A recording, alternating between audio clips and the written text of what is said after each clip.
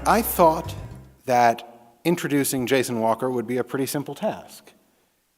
He and I have been attending the graduate seminar together for about the past 8 years. And I thought he'd gotten involved just the year before I did, when he attended the first Atlas Society graduate seminar.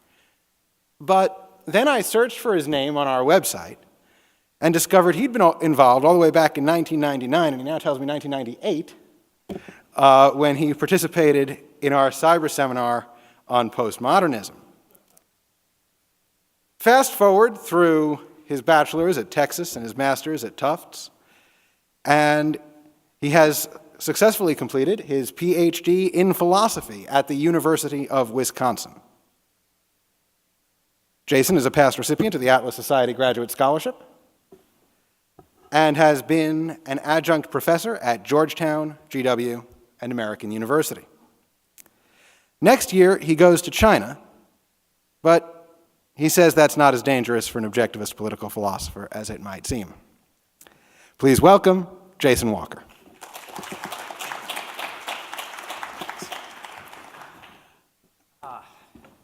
Thank you for that kind introduction, Alexander. I really wish you hadn't mentioned this thing I wrote in 1999. I was still an undergraduate, and I'm afraid to see what it would look like today. I would probably be brutally embarrassed. But that's the nature of the internet. Nothing is ever forgotten there. Okay. So this is basically a talk that it's based on a paper I've been working on and off again for the last year or so, and I'm now to the point where hopefully I'll be submitting it for publication within weeks. I'm just going to do some last editing and some revision, have a few more people look at it, but see where it goes. There are some themes that I touch on there, though, I think that may resonate with objectivists. So I thought it might be people who come to the Atlas Summit, I thought would find it real interesting. And, well, let's find out. It's objectivity in the law, diagnosing two types of objectivity failures and how to think about its success. Cynicism is widespread in many quarters and is thought to be heavily politicized. I mean, this is almost a truism at this point. When we speak of the Supreme Court, for example, we refer to conservatives and liberals on the bench. And as the Patient Protection and Affordable Care Act, Obamacare, was working its way through the courts, it was typical that the judges who ruled at every step, it was typical that in the media, you would see the reporting, the judges would be referred to as either Republican or Democratic nominees. And there was considerable political pressure on Chief Justice Roberts in particular to find in favor of the legislation's constitutionality. Some reports said that he actually switched his vote at the 11th hour to keep the court from looking too political, which of course itself is a highly political maneuver. There's a tendency among political commentators to accuse the courts that rule against their causes of being political, of legislating from the bench. When courts agree with their causes, of course, they're said to be practicing law in its highest forms, being exemplars of judicial restraint and objectivity. Nonetheless, it remains the case that despite the fact that it might seem that law is heavily political, it remains the case that most law is fairly predictable, stable, and reliable, especially as compared to legal systems found in developing countries. Yet it seems that there should be no rule of law possible if judges are too politicized to possess objectivity. A systematic or widespread shared of biases might provide a measure of predictability with regard to legal outcomes, but that kind of predictability, it's found in nations generally not thought to have the rule of law, is of a very different character than the kind that we normally mean when we speak about the rule of law. More specifically, the rule of law implies a predictability with respect to the consistent and coherent application of known law, not merely the predictability of knowing in advance that the courts will always find in favor of prosecutors. In other words, what I mean by predictability is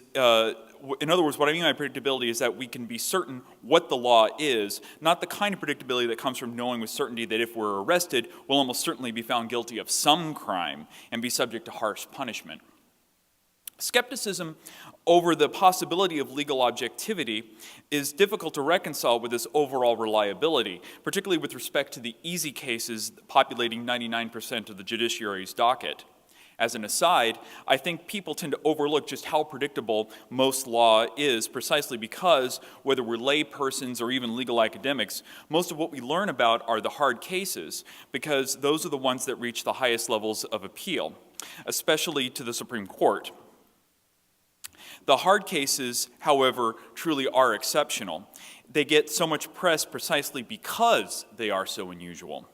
The effect, I think, is analogous to how people believe that violent crime has gone up over the past few decades, when in fact it's actually been hitting new lows.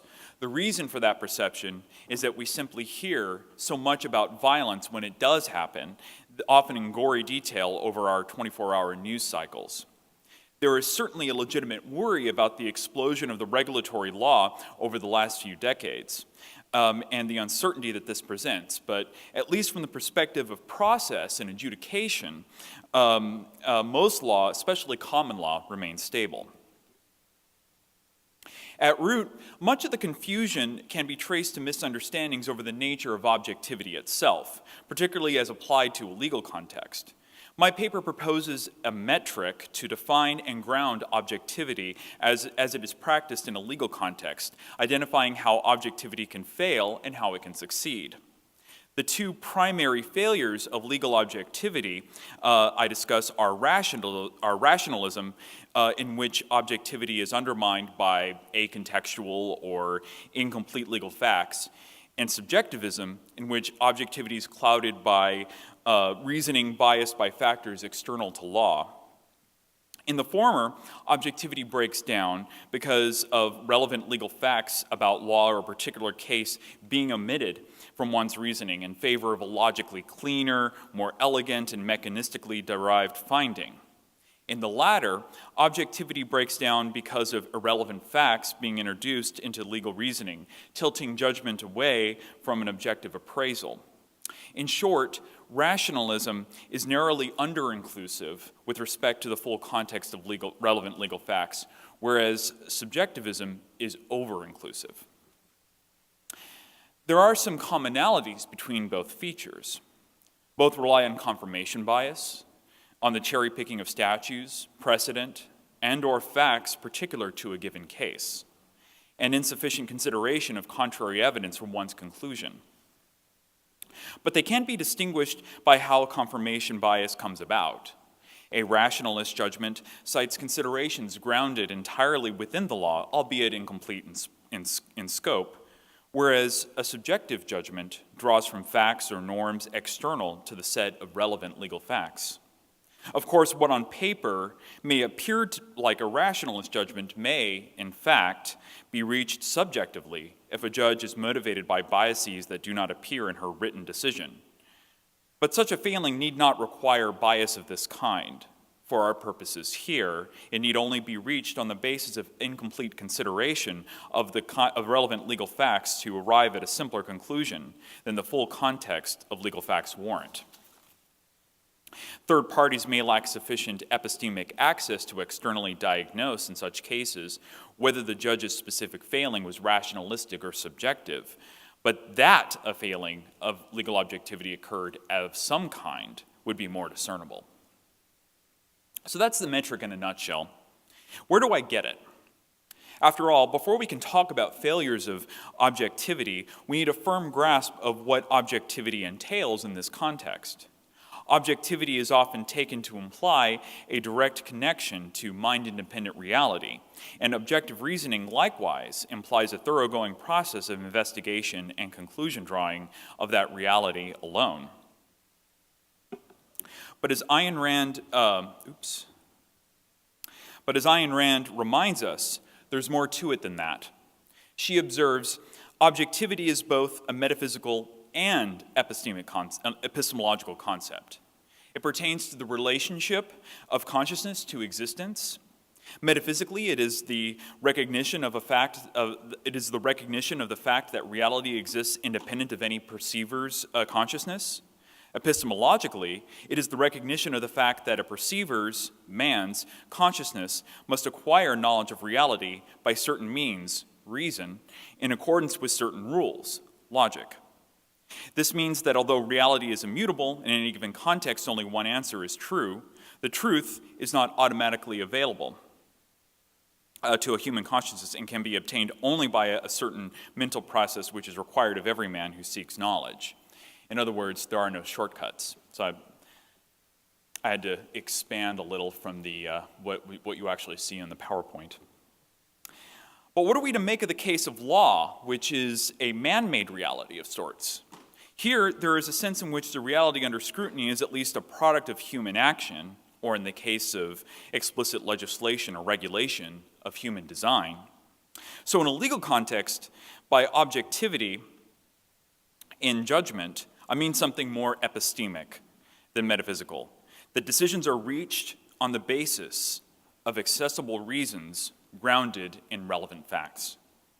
Here, as adjectives, objective, subjective, rationalistic, all refer to qualities of judgments or reasoning. Annette Mathis, following Kent Greenewalt, describes a non-accessible view as simply a belief that has no basis in proof. This is probably, too broad of a description. Non-accessible views may well, within the mind of a single person, seem to have a basis in proof of some kind deemed sufficient by that one person, such as a direct experience offered only to that one individual. So if you have like an experience of God, it's, well, I had an objective experience.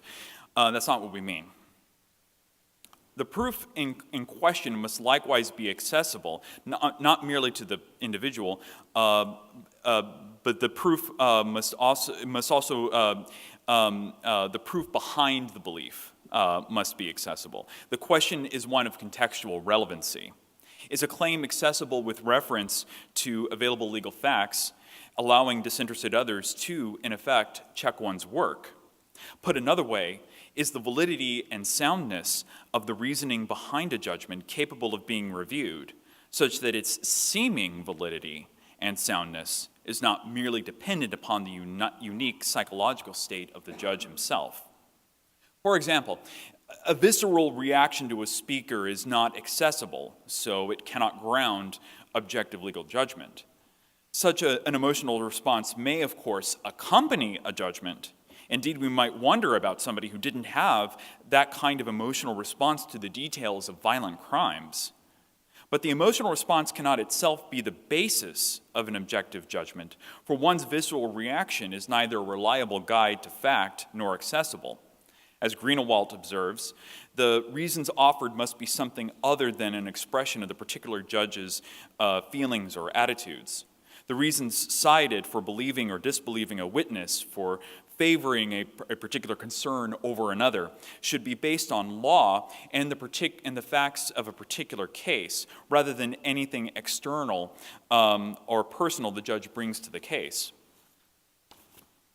Of course, there's also the question of how one determines what facts are relevant for purposes of an objective judgment. In a legal context, the relevant facts come from two sources, the general and the particular. The former drawing on the content of law as well as potentially scientific facts as they relate to evidence, the latter pertaining to the particular facts unique to a given case. Tax law will not normally be a relevant part of the law that a judge needs to consider or to reach a conclusion about a wrongful termination civil suit. Evidence that a defendant enjoyed horse racing or violent video games would not normally be relevant to a finding that the defendant had committed a DUI.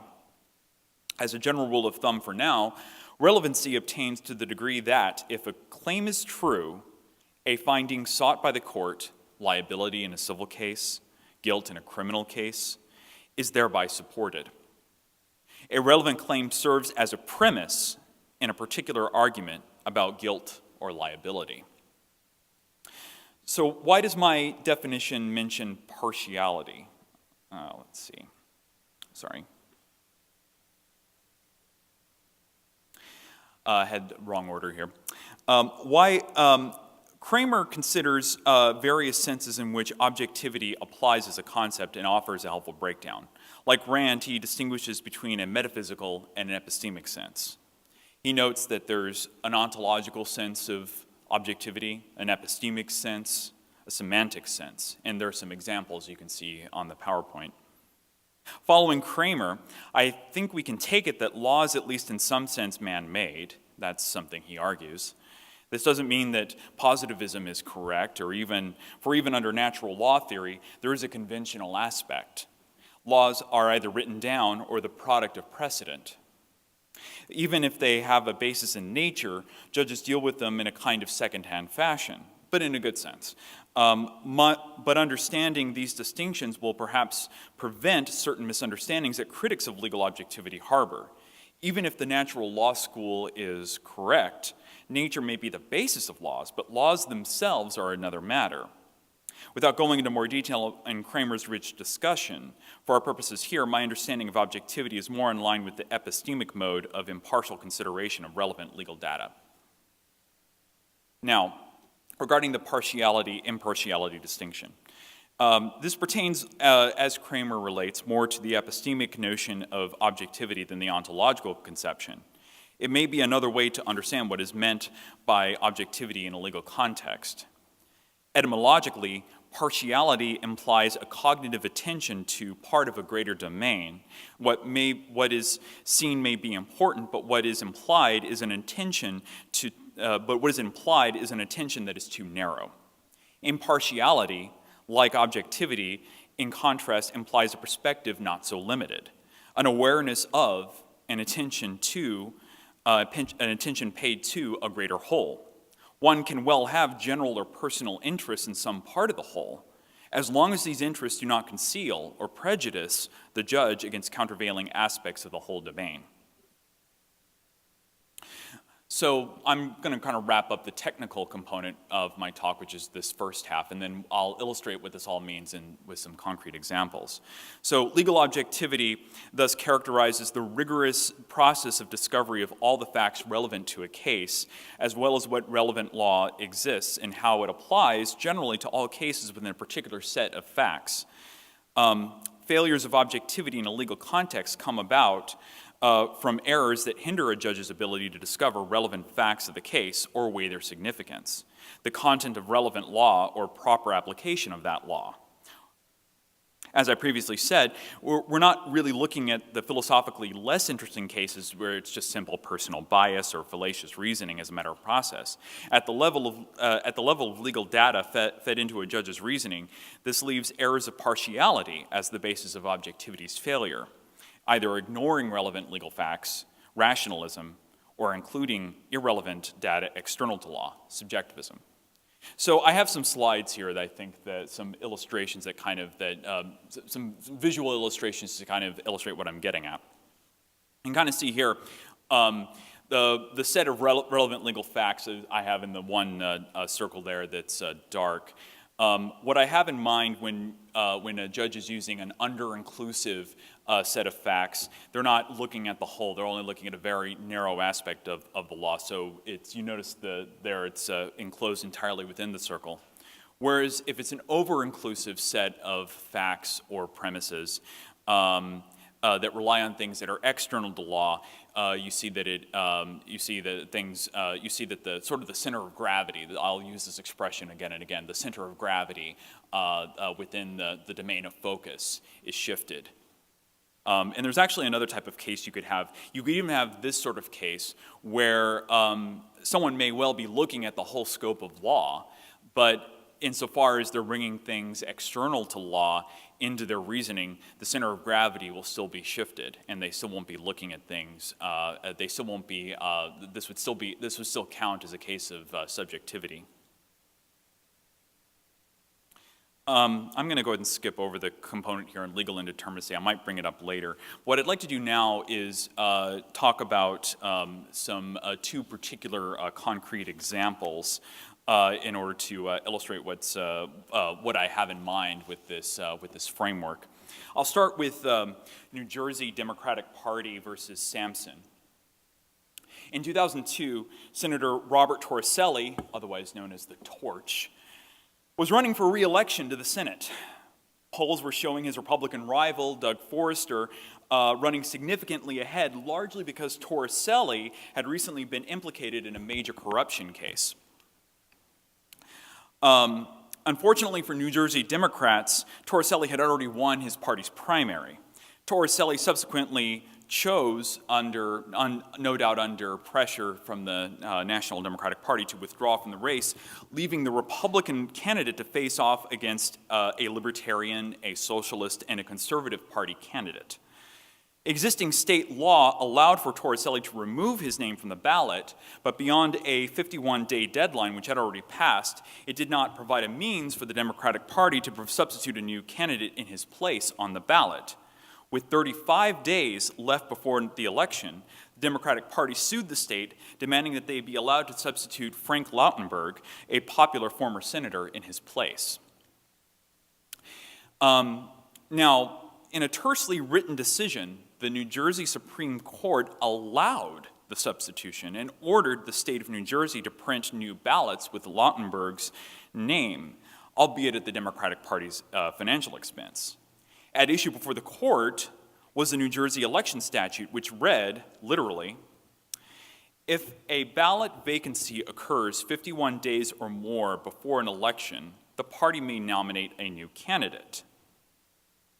Now, this kind of seems like this is a pretty strict deadline. You got to meet 51 days, and since they want substitution 35 days, the deadline's passed.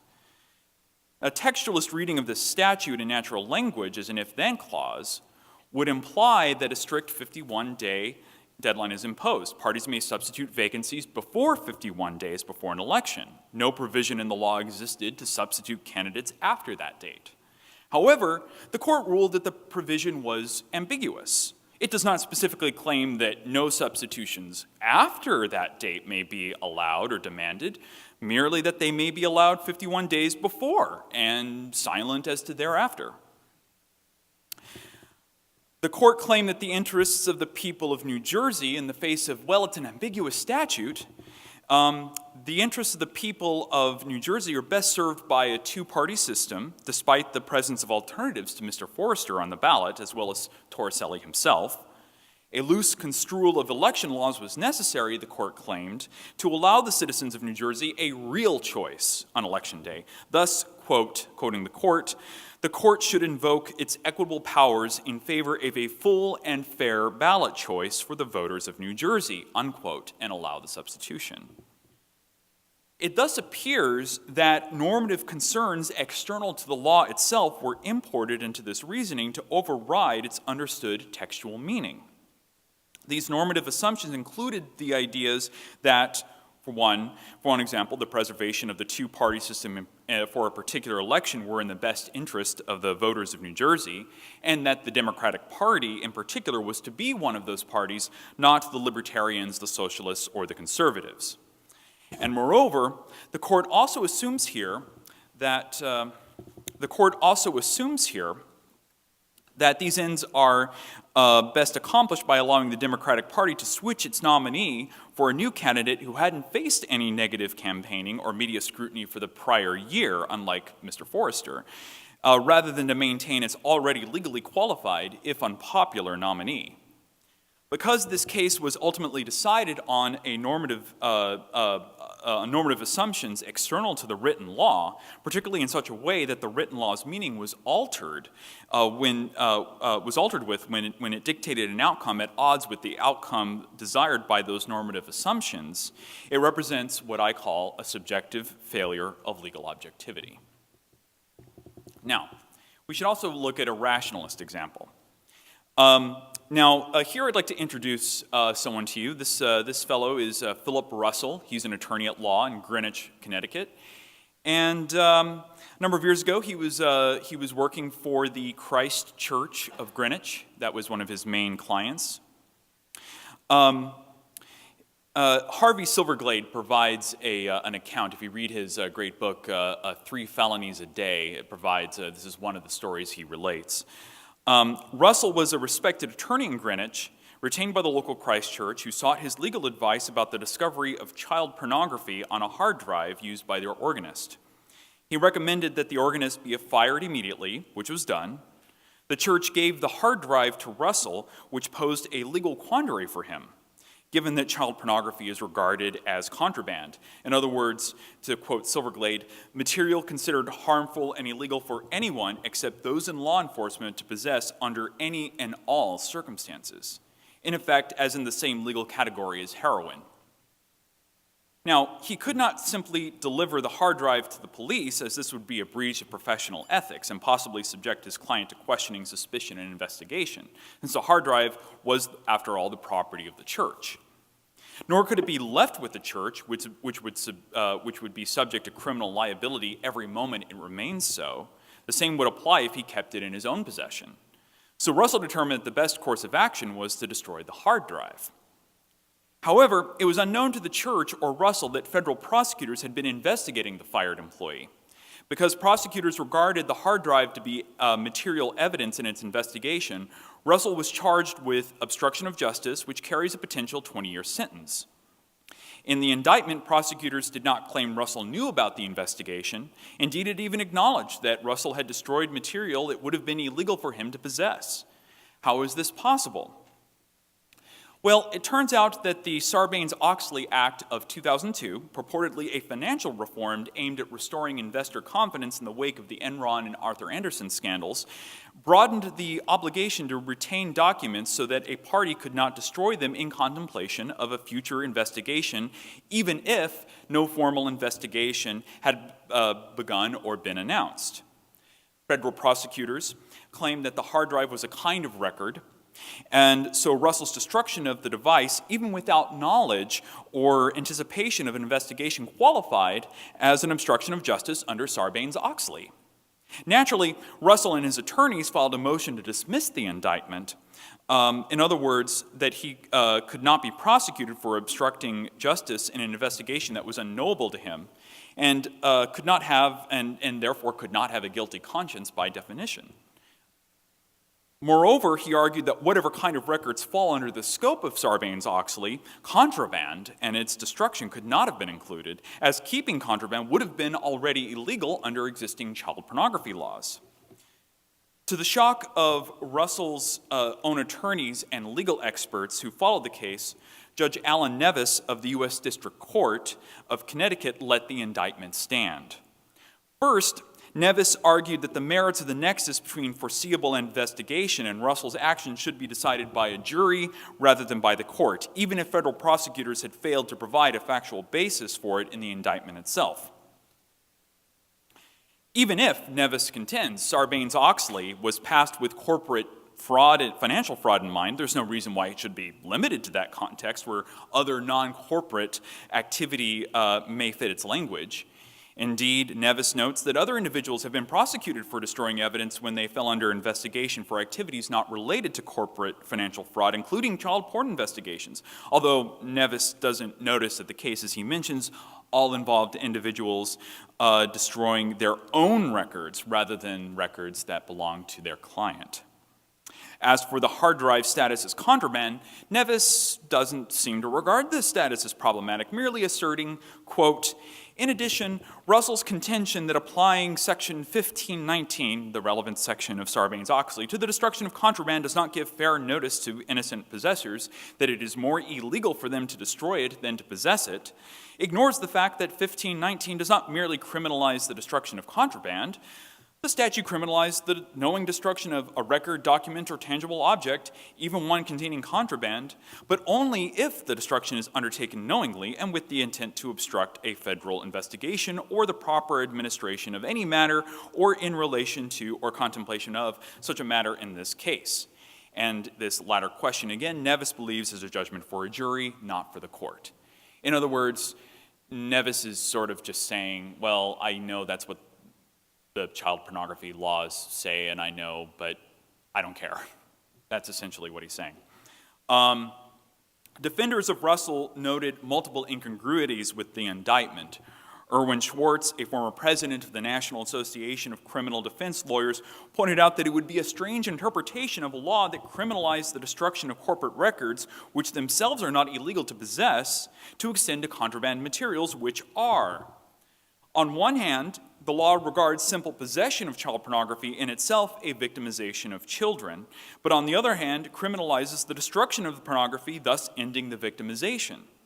Tellingly, one attorney following the story remarked, "It's as if the primary purpose," this is quoting from Silverglate, "it's as if the primary purpose of the criminal law is to create prosecutions rather than encouraging conforming behavior to the law." For their part, Russell's defense team argued that he had strong grounds for destroying the hard drive, given multiple cases in which lawyers and experts attached to cases were threatened with prosecutions for the mere possession of such materials. For example, in one 2003 case, even after being given explicit permission by a state trial judge to copy pornographic images to perform an analysis, a defense expert and the defense's entire legal team were warned by a federal prosecutor that doing so would place them in legal jeopardy, as federal law makes no exceptions for defense attorneys and their experts. Unfortunately for Russell, Judge Nevis rejected these defenses. Russell's attorneys thereupon informed Russell that his best option was to plea bargain. As Silverglade concludes, there is simply no way for the lawyer to handle such a situation without jeopardy. No matter what he or she says or does, either the client or the lawyer must engage in arguably criminal conduct and thereby subject himself to legal jeopardy. Russell may have gotten off relatively lightly. Judge Nevis decided not to give him prison time, sentencing him to 6 months of home confinement on the basis of his, quote, years of good service, unquote. Though Russell's, quote unquote, voluntary relinquishing of his law license may have helped make this possible. Although fault may certainly be laid at the feet of the authors of Sarbanes-Oxley and the Congress and the President who passed it for the drafting of a vague statute, Judge Nevis is likewise responsible for the case's outcome. Although this may qualify as a case in which the content of written law resulting in contradictory demands of behavior left no ground for objective legal reasoning to take place, courts have means at their disposal for resolving such conflicts, usually in favor of defendants faced with contradictory legal demands. For example, there's one case, United States versus Cardiff, where some New Deal legislation resulted in, on one hand, somebody was told that they had to make their factory available for inspection, but another section of the law said that you actually get the opportunity to refuse entrance unless they make an appointment with you and agree to a particular time, and in that case they hadn't. So what the court simply said was that, well, here's a way to harmonize these kind of contradictory provisions. It's simply a courtesy granted to people that they're allowed to set up a particular appointment for an inspection, but the inspection itself is mandatory. But in this case, since the defendant had no way of knowing that harmonization and because the law is ambiguous, we're going to set the conviction aside. That's normally what you do when you find contradictory behavior being imposed upon a defendant, but that's not what Nevis chose to do in this case. In particular, insofar as Nevis disallowed the defense that Russell had strong legal grounds to destroy the hard drive, his judgment represented a rationalist failure of legal objectivity. The domain of legal facts his ruling allowed were unduly limited to the question of whether Russell may have had a potential investigation in mind, with the other relevant legal facts that maintaining such contraband was illegal were excluded from judgment. Limiting the scope of legally relevant facts to the particulars of Sarbanes-Oxley and excluding or mitigating the conflicting facts of child pornography law certainly made Judge Nevis's task easier. He could thereby reach a more simple conclusion based only on the question of whether Russell had destroyed records that could be potentially wanted by federal investigators. But it also calls to mind the etymology of the partiality and impartiality distinction previously discussed. Nevis reasoned with partiality here in a much more literal meaning of the term than I think people often use. In the sense of, not in the sense of having a personal stake in the case, but rather in the sense of only a very partial view of the whole informing his reasoning. It is in this sense that his ruling was an example of a rationalist failure of objectivity. The temptation to which many critics of legal objectivity often succumb is to argue that cases like Russell's illustrate that even if it could be had, objectivity in law would be undesirable. Such an analysis conflates rationalism with legal objectivity, not seeing that the rejection of this type of legal reasoning need not imply the subjectivist reasoning with which he contrasts it. Indeed, if I'm right, such examples are themselves failures of legal objectivity, not examples of it. Legal objectivity requires a grounding in the full context of all legal facts, resting neither in subjective normative concerns imported from outside the content of law, nor rationalism which sidesteps the legally relevant facts to enable a more simpler mechanistic judgment. Objectivity in law may be more like the way Fuller describes the ancient conception of aspirational virtue and vice, not a binary distinction between good and bad, but rather a matter of making the mark or missing it. So this is where I leave you now. This is where I am now. I may save for another paper the idea that objectivity in law is actually easier when we reason from precedent rather than from written law, because precedent provides more concrete contextual cues for a judge. If people are interested in that, we can talk about it in Q&A or maybe after the talk. At this point, for this paper, it's probably wiser that I stop with this and save that argument for another day. Okay, regarding the case with the lawyer and the child pornography, in such cases, when you say that there's a legal objectivity failure, is there a way to get around that, perhaps?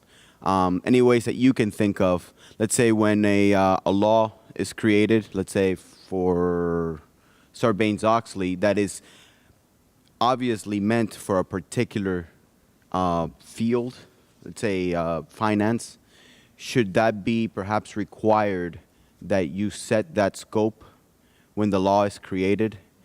And also, perhaps maybe on the other side, when it is not clear, can one ahead of time make create a procedure where it is easier for the defendant to challenge such cases without being subject to heavy burden? Like, for example, well, if I just take the plea bargain, it'll be a lot easier than running this risk. Right. In essence, my question is, short of asking judges to be objective and rational, are there any other easy procedures that you can see that can be set in place in such cases? So for when you create something for financial institutions, you say this is within this range ahead of time and so on. Yeah. Certainly, I think so. Part of the difficulty here is, this does relate to kind of, I just have this sort of vague illusion at the very end of my talk where I talk about the distinction between written law and sort of a precedent-based law or common law. And I think you could argue that maybe this is a good illustration of sort of the problem that you have when you have these very complex pieces of legislation. You have so many moving pieces. The legislators who pass it don't typically read it. And we're talking like 1,000 to 2,000 page documents. They're written by staffers, and you've got so many people in the kitchen, you don't really know what's going to come out. And I think just the epistemic difficulty of anticipating and predicting the different potential conflicts or things that could result once the law is actually put in practice, I think is just extremely difficult. I mean, this is part of why this is maybe some of the Hayek influence on my thinking. He's a big fan of sort of a precedent-guided law of rather than there being designed law, imposed law. Now that said, I don't think that certainly doesn't get Congress off the hook. That's not, I think, an excuse. Certainly, if you are going to have written law and you're going to have major complex pieces of regulation, you ought to be able to have more procedures in place. And in the past, many cases there have been. I mentioned the case of U.S. v. Cardiff, where there actually were two conflicting components of the statute. This is an example, I get it from Lon Fuller's book on the morality of law. And normally, like I say, normally the procedure is, if the law is imposing contradictory demands on you, then you find in favor of the defendant, because the defendant cannot be held accountable to action, to conform to behavior which it was impossible for him to do, to actually do something that would have been lawful. There was nothing left open to him. My question is, would you almost codify that into law?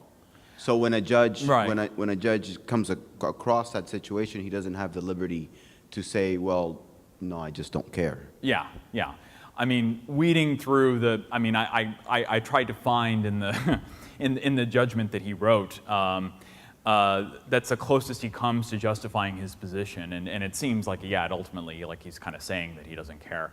The only thing I can think of, I mean, I would say that, I don't know that you really need to create something, because normally those procedures exist. I mean, there's well-established precedent that says that actually says this, and this is what judges are supposed to do.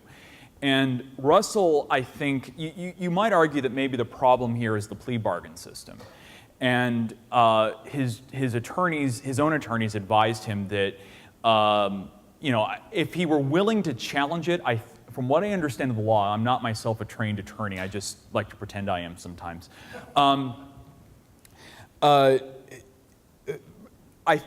what I understand, I think the only thing he could have done would have been to turn down the plea bargain and actually fight it in court. Of course, the judge wasn't going to allow him to make these sorts of defenses, get the conviction, and then take the conviction on appeal. And then the appeal, these arguments could be had out, and like this type of resolution could be reached by a higher court. The difficulty, of course, is that's a risky strategy, and naturally, I mean, you can make an appeal, but but even when you file an appeal, there's no guarantee that the higher court's going to take the case, so you have to make a judgment call, and I think his attorneys were just being pragmatic. So in a way, he couldn't really. That was why he decided to do what he did. Since he took the plea bargain, though, you can't appeal a plea bargain. Once you plead guilty as part of a plea bargain, it's set. You're pretty much stuck, and that's why there was no higher court that could review Nevis's finding here. But I think that's often the way the system works, is if you want to make that type of argument, you have to appeal it, which means you've got to go through the process of actually have the whole trial, get convicted, and then appeal the conviction.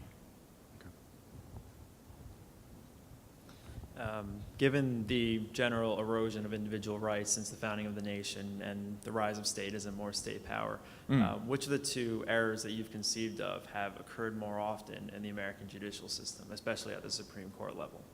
Gosh, that's a really good question.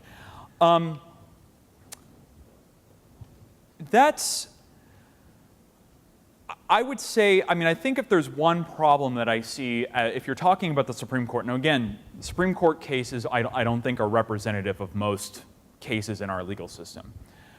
But if we're just looking at what they do, they get it right many times. Of course, most of the cases they hear in a given year, you never hear about because they're often very technical questions.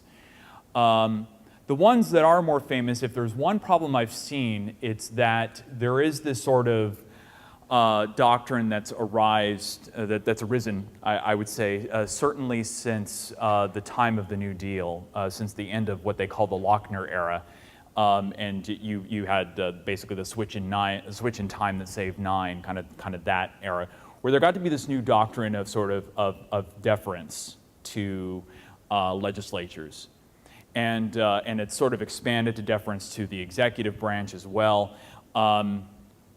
And I would say that these are things that, if I had to classify them, I would say these are subjective failures of objectivity, because the sort of rationales that are used to justify this are the sort of things that are themselves external to the law. You get a little bit of ambiguity here, because you could say that, well, they are part of the law now because they're well established, these sort of policies of deference are themselves enshrined in well-established precedent.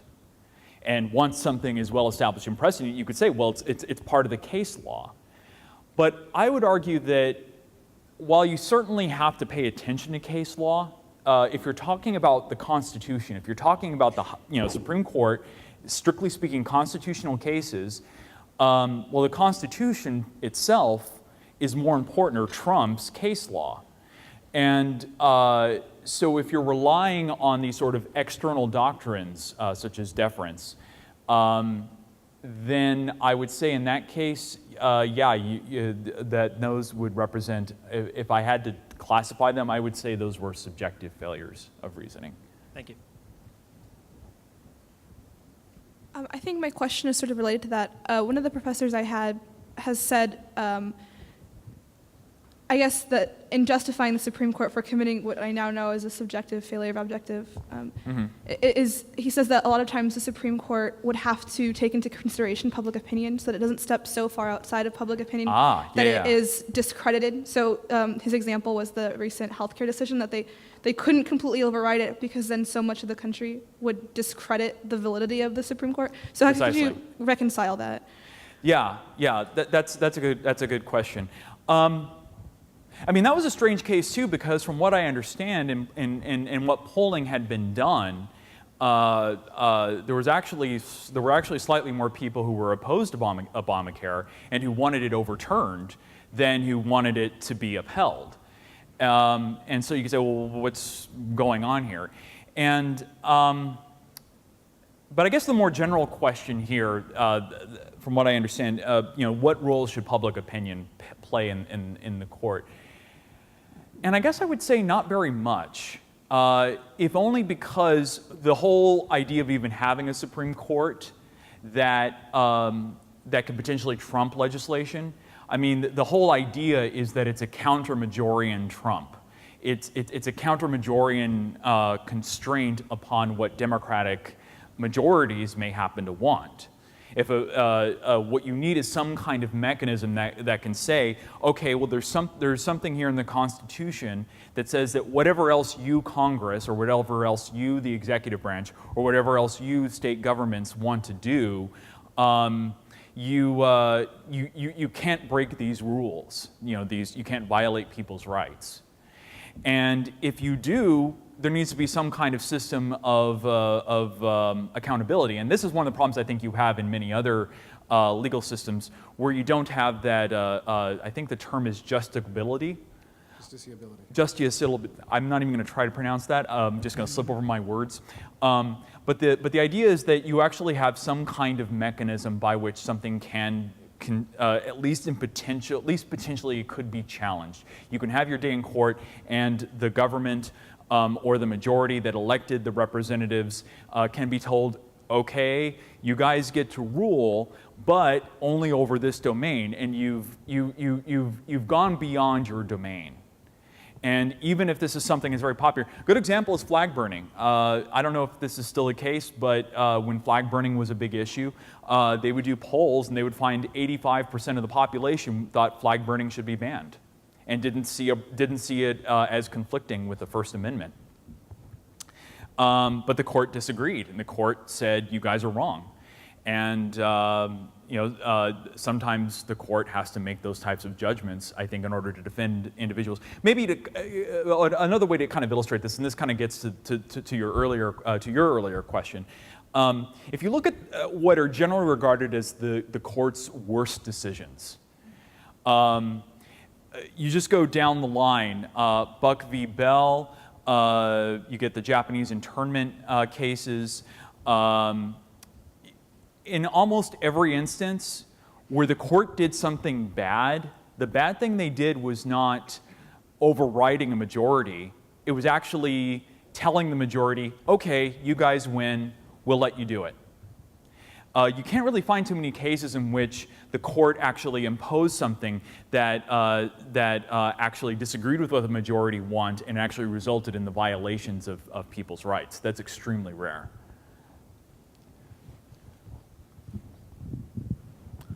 Hi, I'm glad you mentioned Hayek, because I have a question related to him, which is basically where I get a lot of my ideas on law. I'm not an expert on that. Sure.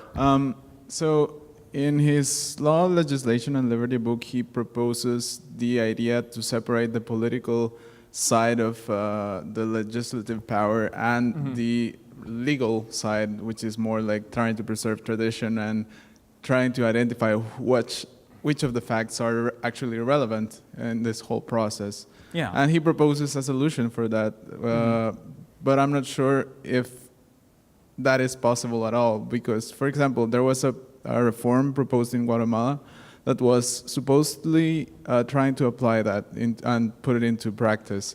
It didn't pass, and it pretty much stayed there. But I'm not familiar how is that different to what the House of Representatives and the Senate works in the U.S. Can you enlighten me on that sense?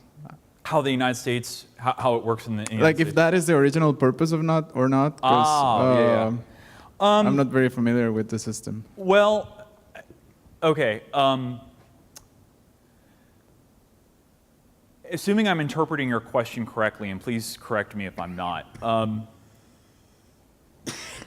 What Hayek is making largely a normative case. He's saying this is how the law ought to work. For instance, his idea is that the only thing that legislation should do is occasionally it might need to harmonize or codify a law that emerges through the process of precedent, through kind of common law practices. So you might have some diverging sort of precedents. You might have like a case where common law kind of works itself into a corner and it can't really get out. So basically what the purpose of legislation is to do is just sort of come in and maybe simplify things, make sure that everybody's kind of operating on the same page. So they really only occasionally, like it's more like they're redactors, or they kind of edit the existing common law. They only make pass legislation occasionally. But law, for the most part, is something that emerges as people work out their disputes amongst each other. And whereas in reality, that's not actually what happens. You could make an outside case that maybe for the first 100 years of the country's existence, there was not as much federal law being made. Certainly they didn't have regulatory agencies. But in practice, I would say that the United States has been shifting. And the same is true of the UK. Even though they're both called common law systems, they have substantial regulatory, statutory, and legislative components. And they're much more active in creating the law rather than allowing the law to emerge on its own. Yeah, I guess my question was two-sided, because I know it hasn't happened, but do you think it's a feasible normative case that we can remain adhere to?